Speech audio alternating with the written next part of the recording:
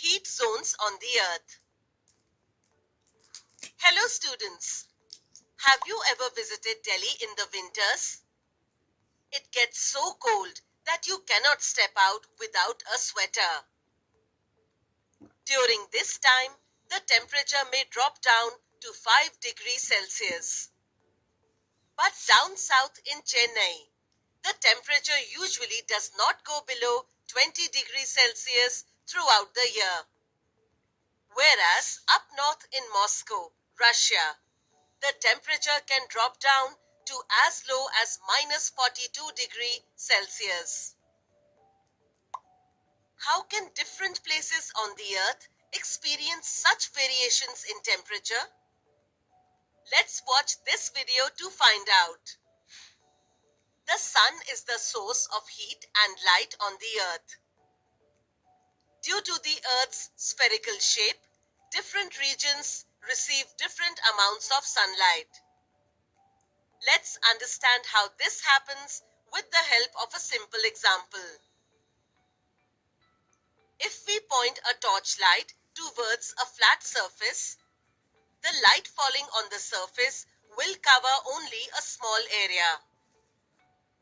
However, if we point the same torchlight on a slanted surface, the light falling on the surface will cover a large area, but the light will be less bright.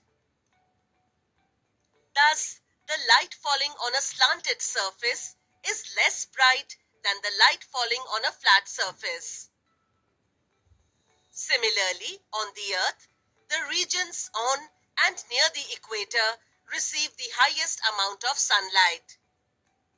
This is because in the equator and nearby regions, the sun's rays fall directly over a small area.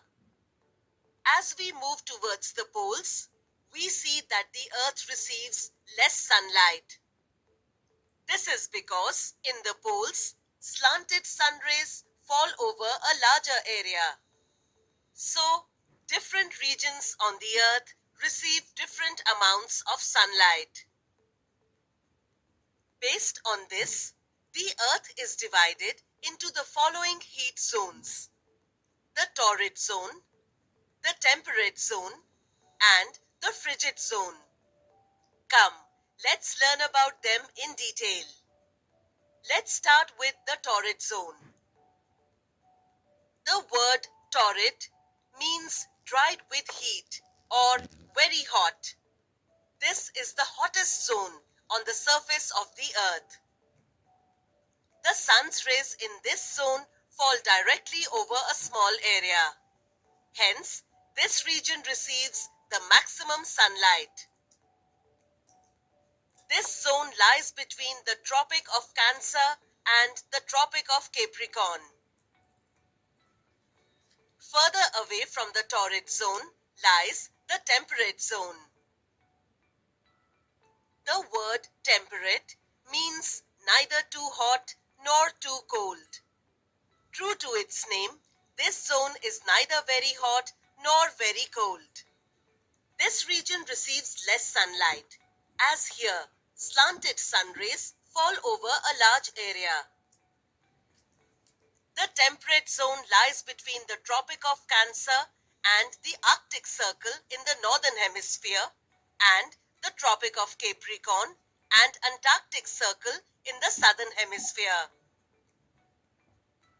As we move further away from the temperate zone, we reach the frigid zone.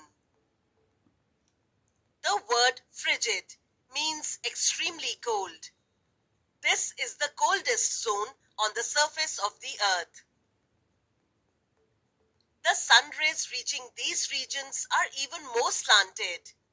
Hence, the frigid zone receives the least amount of sunlight and is extremely cold.